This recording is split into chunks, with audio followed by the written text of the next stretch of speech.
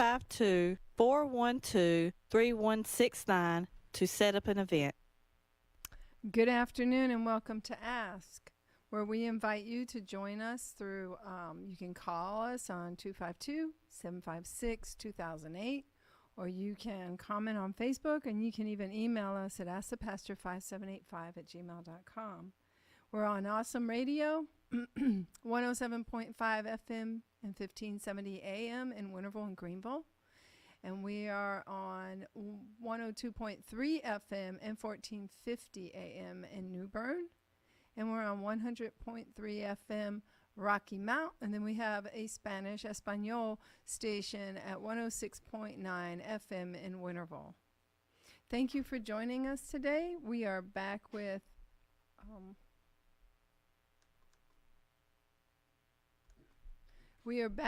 Miss Amanda Hebron. He just disappeared. There you are. There I am. Yeah. She's here with the Radiance of Glory, His Glory Ministries. And we're waiting on Miss Nakia as she's driving in.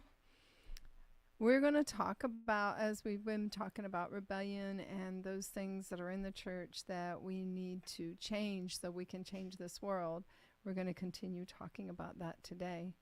Miss Amanda has something to share, so I'm going to let her speak and I'm going to listen. Well, one of the most important things I think I've ever asked, and I think every human eventually asked it, is who is God? Who am I? And why am I here? Amen. And finding our destiny in Him is the most important thing we can do, because that's what we're here for. So Scripture begins with who God is. He created time, space, and matter. Before creation, before angels, before light, pierced darkness, He just simply was.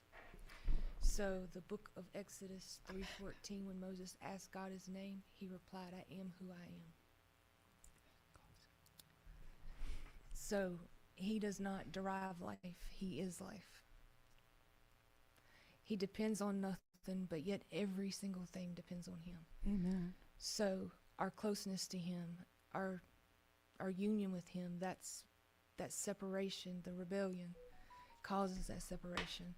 So we have to keep ourselves in check constantly.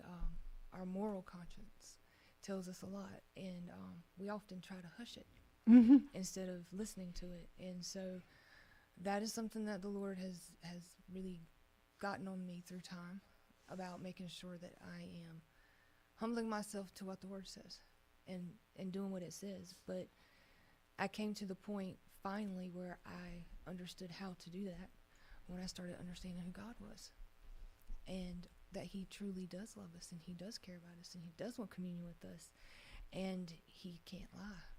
Like, He simply cannot lie. And what He said is, do you want to go anywhere specific, or you want me to just Speak your heart. Okay.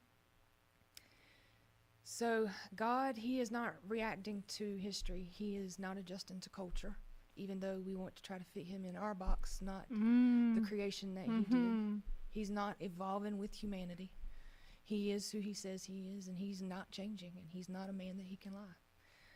In the book of James, it says it this way: every good and perfect gift is from above, coming down from the Father of lights, with whom there is no variation or shadow due to changing.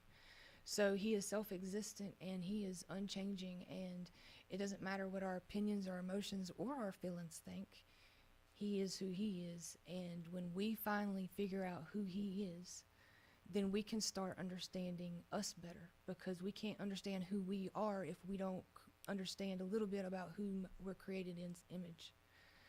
So Because we're image bearers, right? Exactly. I mean, we are image bearers. What are you reflecting? What is your image? Right. Who is your image of? Yeah. And a lot of us have an image of what we've been taught from other people, not truly taught by the Word itself, because for many years myself, I didn't even look at my Bible. Like, I went to church, I heard Sunday schools, I heard pastor preaching. I didn't have time for my Bible. Well, the Lord brought me to a point in my life where I questioned life. And when He spoke to me, I found out that there's a lot of things I didn't know. And I wanted to know Him. So knowing my word, which is something that is, oh my goodness, it is life-giving. It is the most wonderful thing you can do for yourself is reading the word. That's what we've been saying on this radio show for almost over a year now, is that you need to prove yourself Mm-hmm. by reading your word. You don't want to be tricked and duped into believing something that isn't true, because if you don't read your word, there are people that they don't even mean to do it, but the enemy did it in the wilderness, twisted the word to meet the agenda or the motive that they had to get it out. Mm-hmm. And you can take anything in this Bible and you can go cherry pick the scriptures and you can make it fit what you want it to fit, but it's not God's character. Right. And if you don't know his character, you don't know who he is, then Right. you can misjudge, you can mislead. Yes, But absolutely. out of not even ill will or ill intention, it's just you can lead people wrongly thinking that you're doing it rightly. So the self-existing God, he's unchanging, and theologians, they call that divine simplicity. That means that God is not divided within himself. His love is not separate from his holiness, and his justice is not separate from his mercy, and his mercy is not sentimental. It's That's absolute. correct. Now, you said his love is not separated from his holiness. Explain that. So he is holy, and he loves us, He is holy and he is love, right? but his love for us can't make him not correct us when we're wrong. Because he is holy, he has to teach us right. So kind of like our parents, Mm-hmm. they correct us out of love. Well, there's a lot of things we don't technically in a moment understand why we're walking through it. Right. But if we truly sat down and actually thought about what we did, Mhm. how things happened, we could see some correction in some of the things that we're walking through. That doesn't mean he doesn't love us, That's correct. but he is holy. That's And correct. in love, his holiness is what he has, is separate, because love isn't always what you think it looks like. It's a feeling, it's an emotion, Right. but it's a part of who God is. Come on in, Nakia. Miss Nikia's here. So, if we really look at what love means, and I think that we tend to forget, God so loved the world that he allowed his son to come down here, sent his son to come down here, be beaten, and until he was unrecognizable. not just his son, but a part of himself. Yeah, a part of himself, Like, of course. That's, he came and He took on came flesh. into flesh, into he decay. He came into a broken and terrible world that he lowered himself to come here. right. The humility He- of that we're supposed to follow. He came into decay.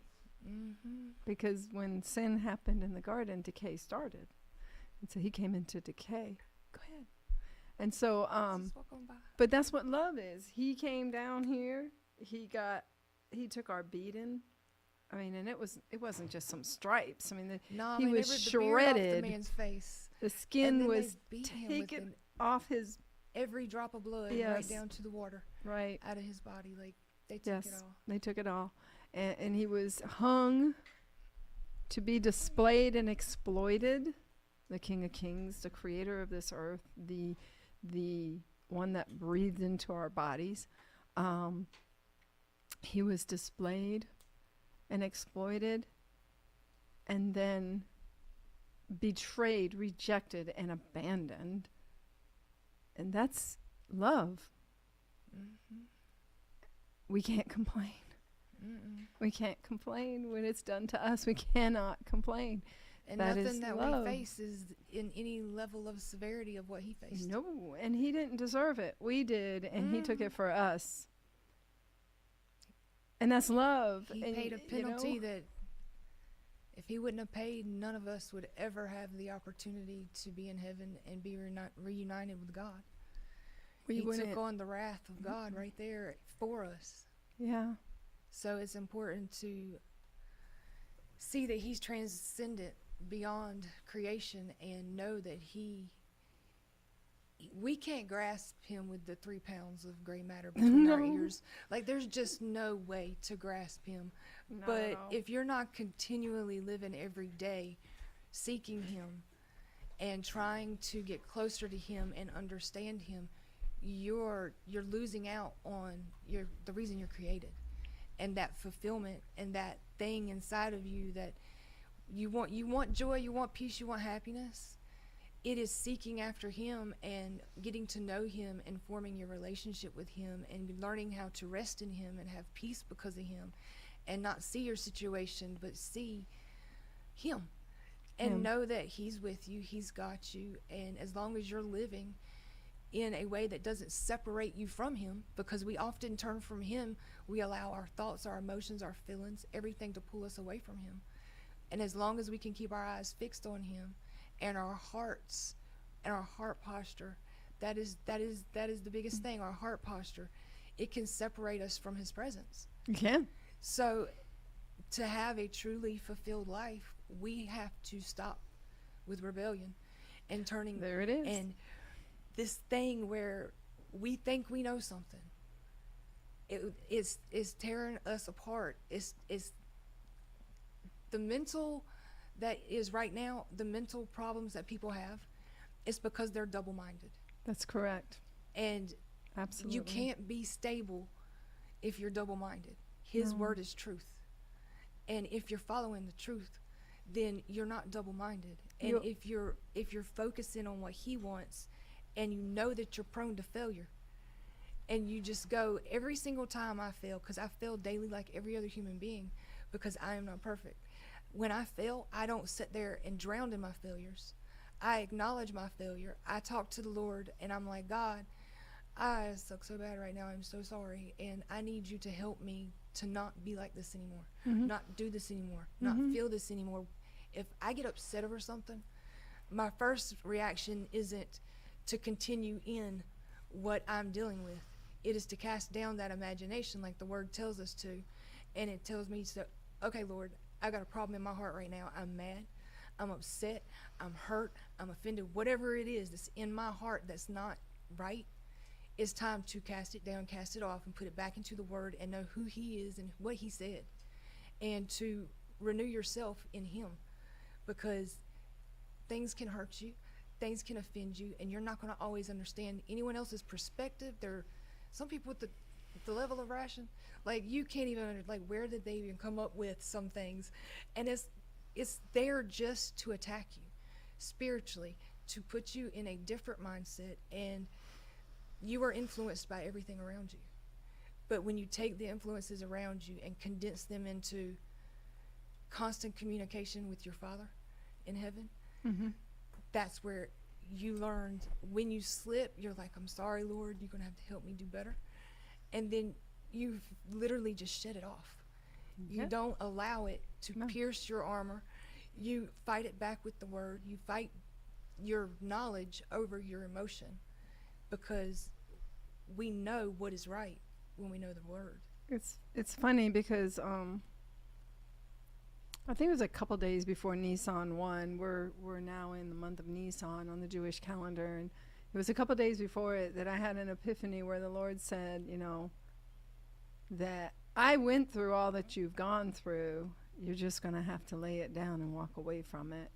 And I want you to pray for those people that have tried to do the things they tried to do and have done the things that they were trying to do. And he just said to pray for them and to love them. And I went, and peace came. Peace filled my heart. And I was like, okay. Because most of the time when people do things, it's out of either brokenness or they don't have knowledge. And I want to hope they have no knowledge and that it's out of brokenness. And it's not to, and a lot of people do things because they think they're doing the right thing. Because they're not in the Word. They're not studying. They're not understanding God. One of the things it says over and over in Proverbs is, if you love your children, you will discipline them. And then it says in Hebrews, he loves us more so than our earthly fathers. He's going to chastise us and correct us. And yet we have, unfortunately, what seems to be a lot of the capital C church that doesn't want to hear that. Doesn't want to hear correction or direction.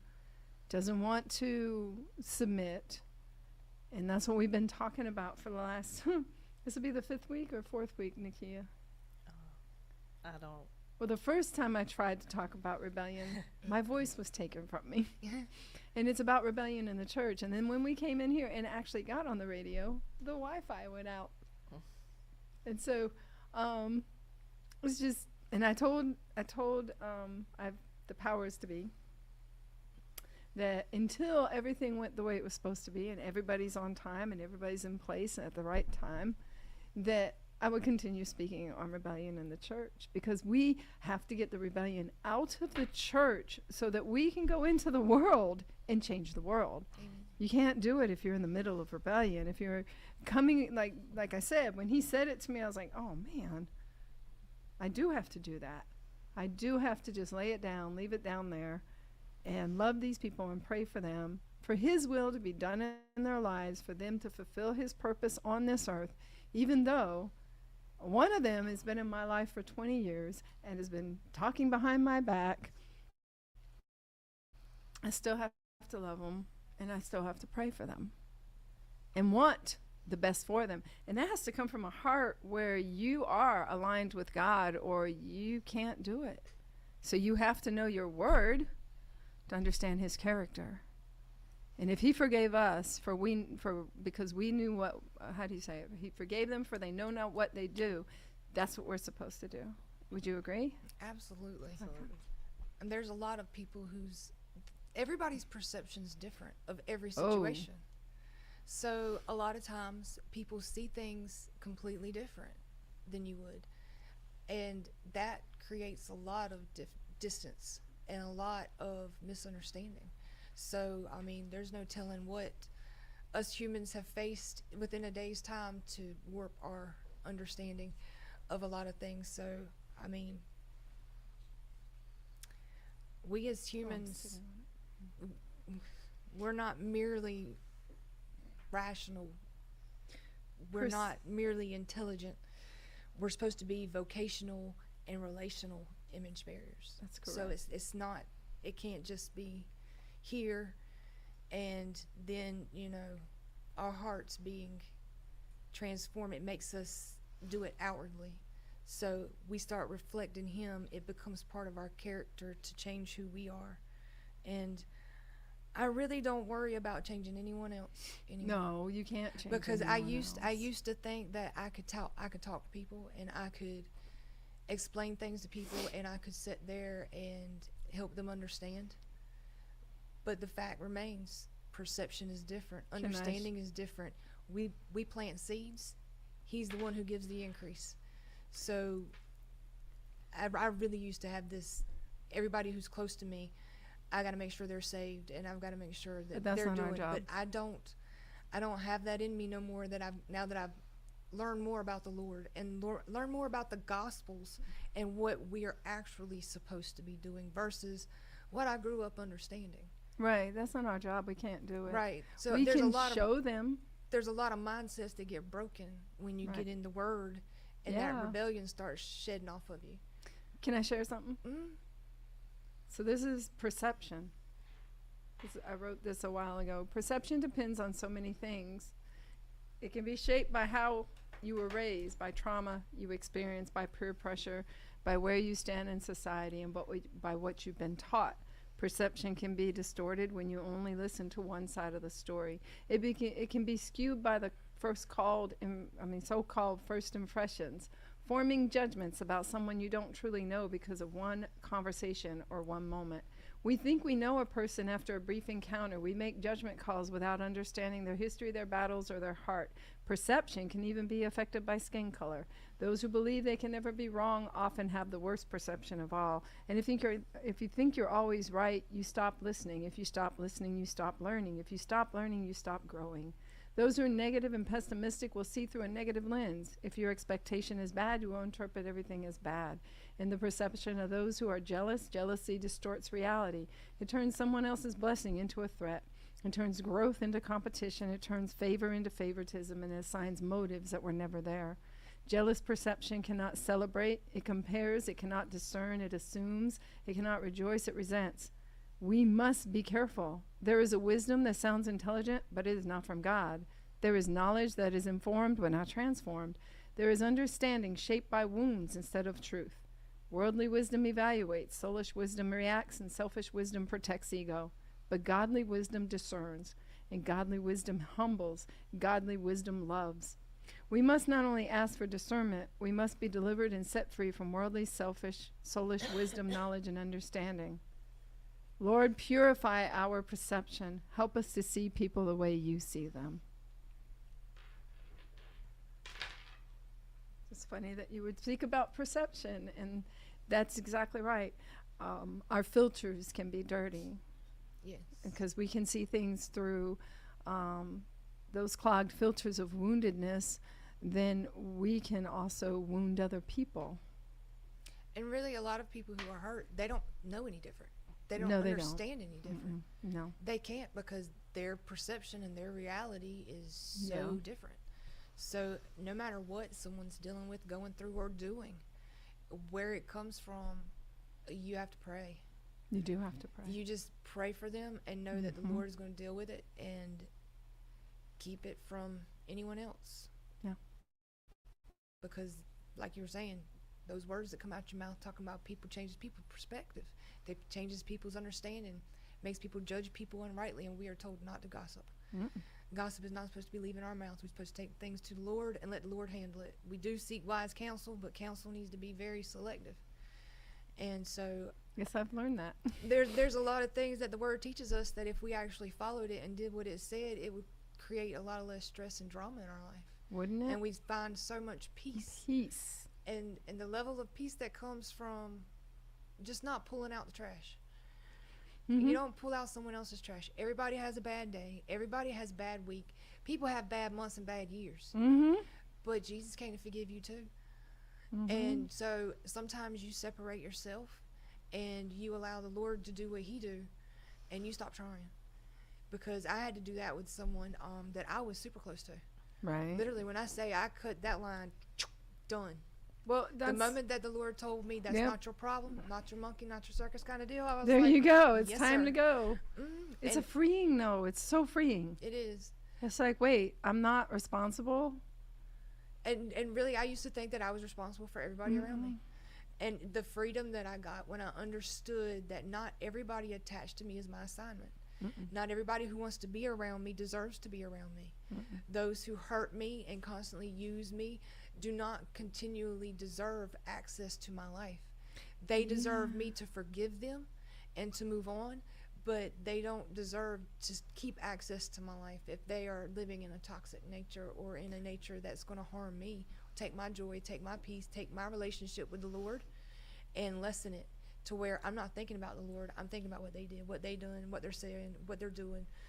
So there's a balance in life, and we have to learn our relationship with God is more important than every other thing that we could think on.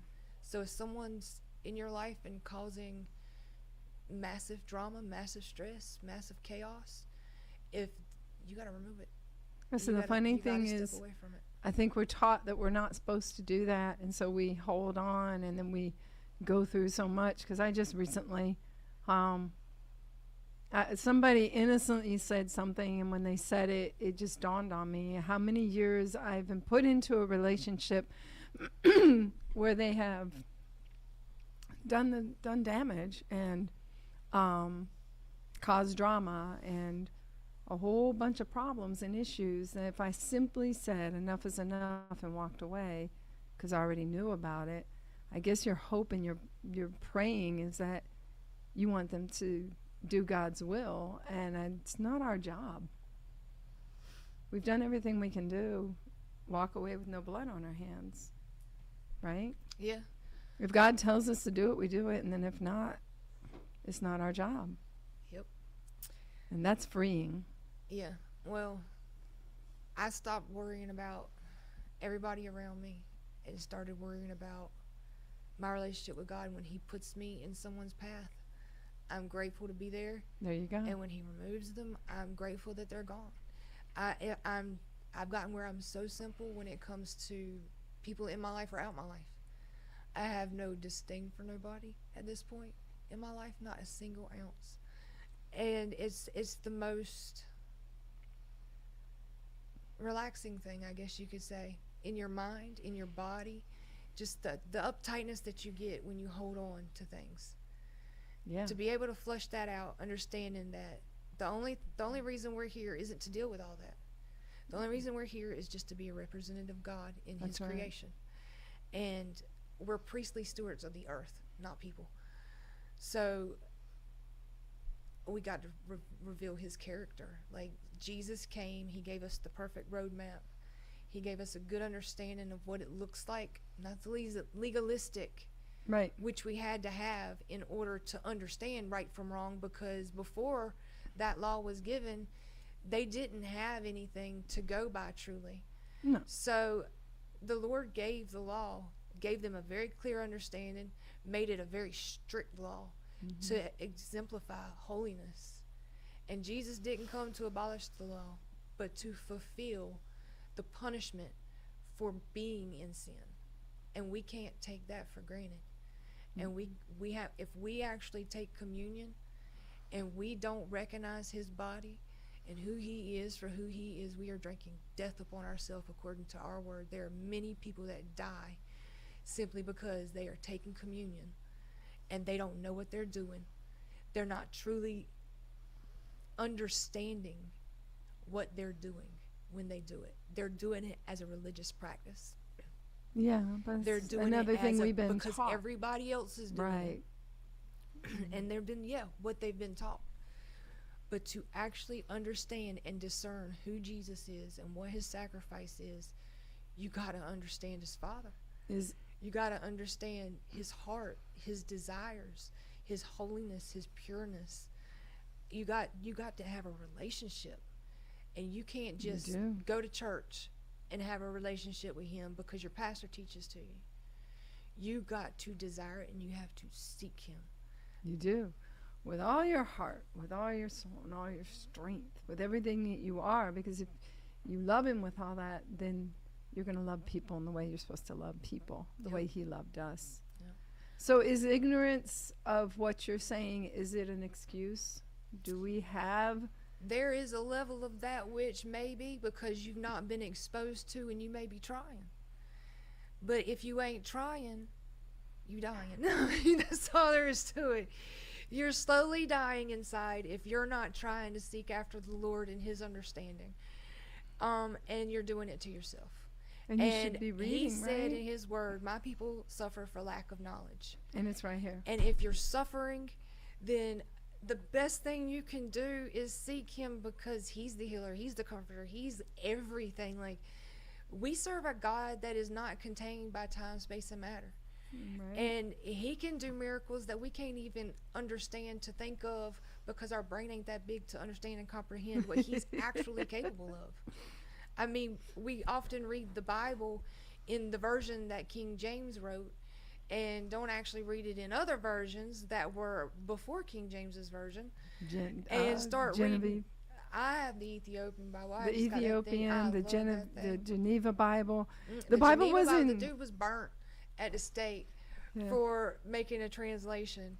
I mean, come Yeah. on, you need to know like some Yeah, things. you need to go and find out why. And the Bible wasn't originally written the way it is. It's a bunch of letters and journal entries put together. Right. And read it the way it was written. It's amazing. And when you find out that, when they found the Dead Sea Scrolls, and they found like Isaiah, the book of Enoch with it, the book of Joshua with it, like the books they found with it, they didn't read them all in a combined Holy Bible. No. Before, they read them as scrolls, and these scrolls Right. were kept with those scrolls. Yes. And our Bible mentions certain Yeah. books. Oh, it does. And it's like, that's what got me interested and got me looking. I'm like, well, it's talking about it's recorded in this book. Well, Yeah, I want to where know is what's that book? recorded. Where's Where the is book of this at? Enoch?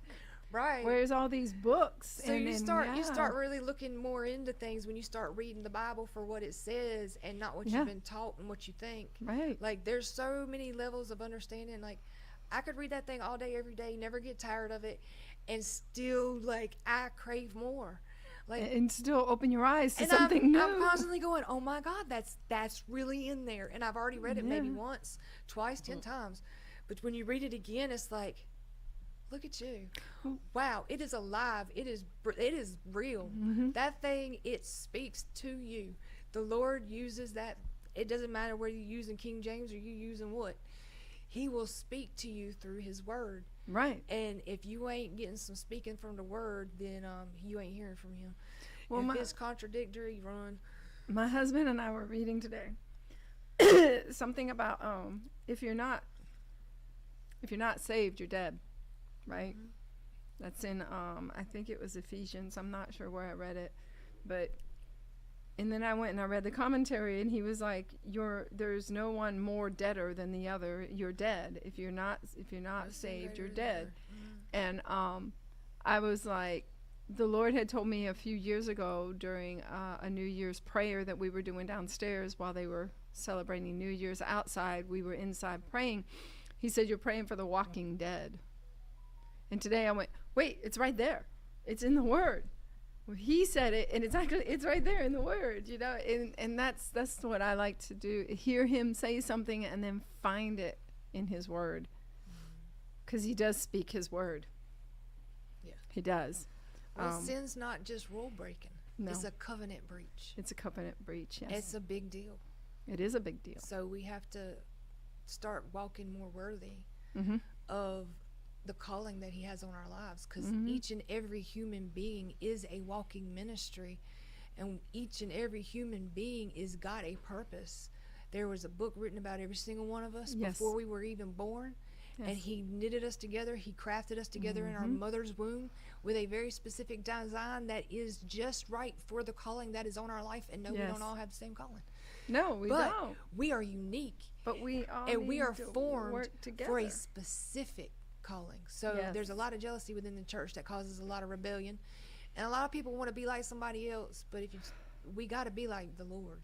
That's and who we need to be if like. you're constantly seeking after the Lord, you're not worried about what someone else is doing, how they're doing it, because you're so encapsulated by what he's doing in you and through you. Right. So the more you seek him and the more you get revealed who you are, and he cleans you up and he purifies you, and you get to see the things that he does throughout your day because you're recognizing him in your day, and you're understanding that things are happening different because you're changing, and as you're changing, the situations around you are changing. Yeah.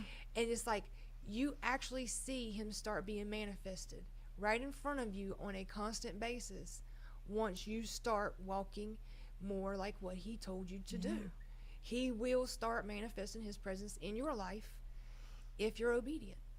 And the hardest thing to do is be obedient and not be rebellious and not be within yourself, because even Eve, at the beginning of time, it was the lust of the eyes, the lust of the flesh. It was that desire to know more. But we weren't created for autonomy. We were created for communion with him.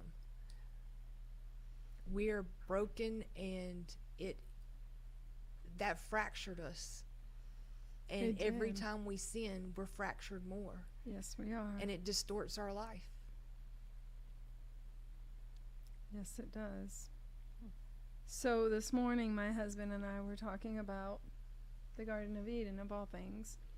He said it was simple. That we're either eating from the tree of life or from the tree of knowledge of good and evil. And so my question is to you out there, are you living for God, or are you living for yourself? Have you convinced yourself that intellect, education, status, and worldly knowledge are enough? The success, degrees, influence, recognition satisfy do they actually satisfy what only God can fill? In Revelation, it's made clear, if we forget our first love, Jesus Christ, Snuff us out. then we will not eat from The tree of life. the tree of life. So a lot of people say that's for later down the road, but what if that's meant for now? What if just think about it for a moment. What if in this very moment we're choosing knowledge over intimacy, or self over surrender, or ambition over obedience? We've become so consumed with becoming something in this world that we have forgotten the one who gave us life and then gave his life for us. We seem to chase after success or try to build platforms and seek validation. We pursue happiness on our own terms. And in doing so, we slowly drift away from our first love. Even more, we're teaching the next generation to do the same. So another question, what would you do today if Jesus came to you and asked you, do you love me? And how have you loved me? Not in words, but in your life. Because he already proved his love. He hung, bled, and died. He went through horrible pain that we can't even fathom. He bought and paid for our salvation. We are not our own, yet many of us are still living like we are, chasing our own version of happiness, building lives centered around self instead of surrender. So let's take inventory. While you're listening, I want you to think about what I'm about to say. Are you truly obeying him and doing his will? Is what you're building for him or for you? Are you using the wealth, the money, and the resources, the knowledge and the wisdom he entrusted into your hands to build and advance his kingdom? Or are you using them to build your own? And let's be clear, your kingdom can look like a business, a ministry, a platform, even a church that is centered more on self than on surrender. This is where we go before God and say, search me. So now you've done your inventory. So now we come before him, we say, search me. See where I'm wanting. Purify and cleanse me. Find anything in me that is not of you. Purify me, cleanse me. Remove everything that is not for you, cannot be used by you. Transform my mind so I can walk in your good and perfect will. Romans 12:1 and 2. Clean out my ears so I can hear you clearly. Remove the scales from my eyes so I can truly see what I am doing. Strip away every lie, every distraction, every self-driven desire so I can go forth in your purpose for your pleasure. Because this is the truth. We were not created and placed on this earth for ourselves, but for him. We're not here for our own pleasure. And that is why so many are unfulfilled, because living for self will never satisfy the soul. You agree? Absolutely. Absolutely. And me and my daughter, we say the Lord's Prayer every night. We have ever since she was born. Mm-hmm. And oftentimes people say that prayer and they miss that part, bring heaven to earth. That's what we're supposed to be doing. Yeah. We're supposed to be bringing Yes. heaven on earth as his reflection. That is correct. That is, like, we pray it, but we don't understand Doing it. his will. Right. And Jesus in the Mhm. Gospels, that is bringing heaven to earth. earth. And us following in Jesus' footsteps, doing what he told us to do, that is bringing heaven to earth. Our reaction can't be based on what happened to us or what's going on No. around us. It I'm- has to be grounded in truth. I'm thankful Jesus didn't do that. Right? Right. So no amount of success, no relationship, no money, no recognition will ever be enough, because it goes against the very nature within us, the breath of God that was placed inside of us. We're created to worship him in spirit and truth, not just in words, but through our lifestyle. What we do, what we say, what we think. So choose today the tree of life or the illusion of the knowledge that leads to death, self or surrender, because you cannot have both. I know that's solemn and I know it's sobering, but it's the truth. We have to search, or have God search us, so that we're not walking in rebellion. You may not even know that you are in rebellion. You may not even understand that you are. You may think that everything is good and you're doing the right thing. But we should always take inventory and consistently go before him.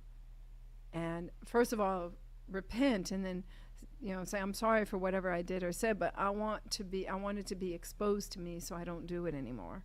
And walk away from what separates you from God and his holiness, because we're supposed to be separated unto him. In John 17:3, Jesus actually defines eternal life for us. He does. And he says it is that they might know you. That's right. That is it.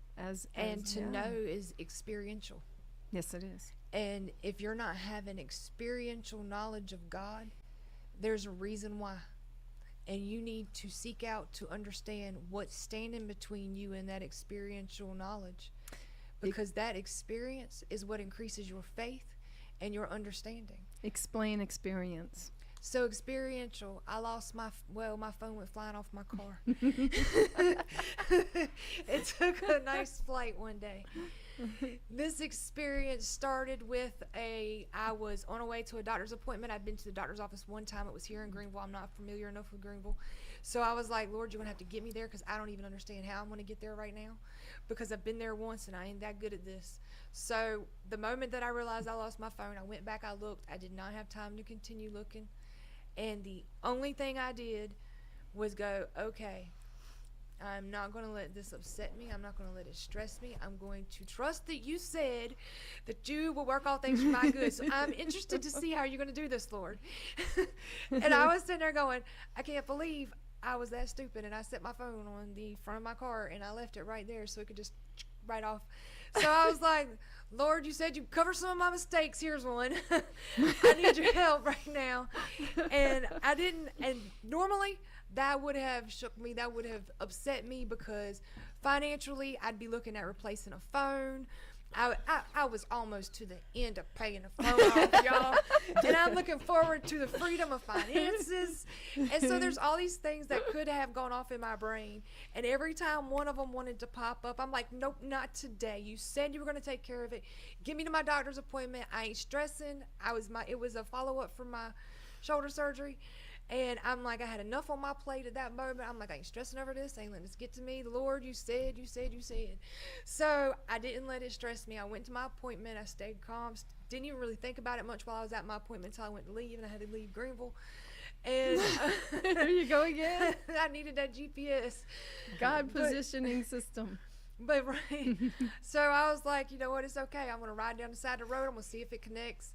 Come to find out, it was in a canal. It was not going to be reconnected into my car. Oh. But I got to meet so many amazing neighbors that stopped to make sure I was okay. And I got to rest that day pretty much, because I just rode down the side of the road for like 2 hours trying to find phone. And so my daughter even joined me. And I got to talk to all kinds of people. And when I went to go to U.S. Sailor, because I determined I was not going to find that phone, I walked out of there paying this less than my cell phone. My monthly cell phone bill drastically dropped, and I mean drastically dropped. And I didn't know any more on that phone when I left that store than I did on my old phone.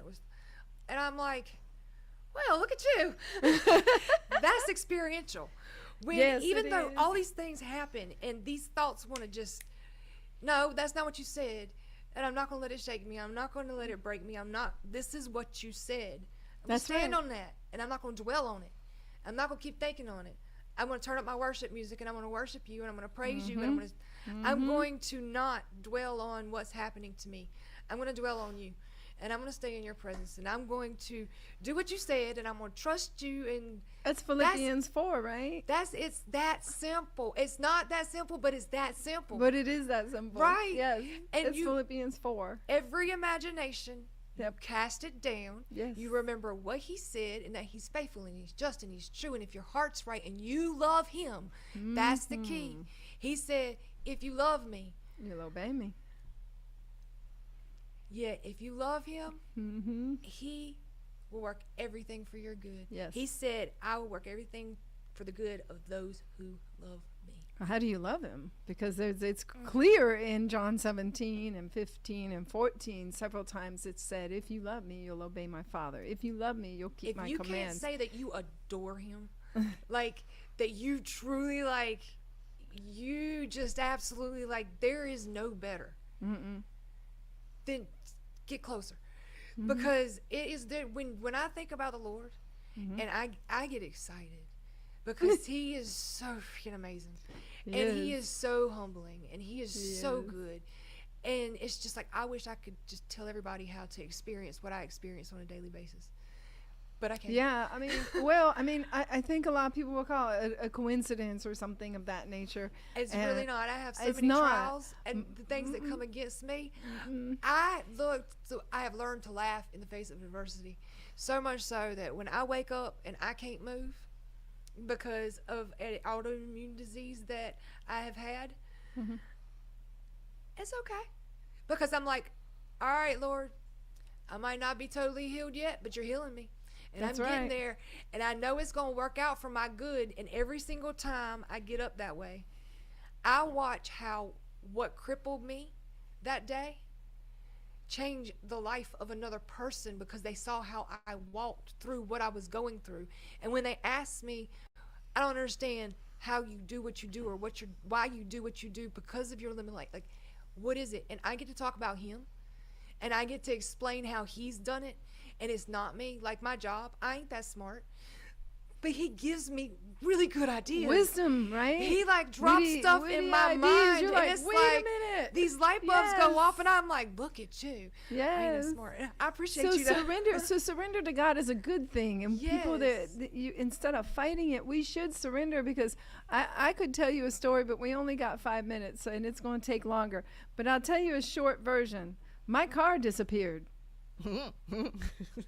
My car disappeared. I went into a building to war for Greenville, and my car disappeared. I thought it was stolen. So I called my boss and told him, I'm not going to be able to make it because my car is stolen and I don't know where it is. Now, I wasn't upset. I wasn't freaked out. I'm like, okay, where's my car?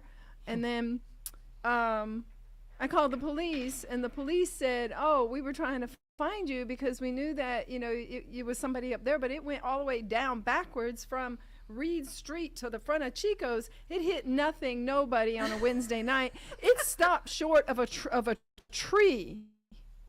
Wow. But then I called back my employer, who didn't understand God. She thought I was like, I had lived an exhaustive life because I would go to prayer meetings or burns or go to worship. And I called her and I said, Daddy loves me and Daddy loves you. My car.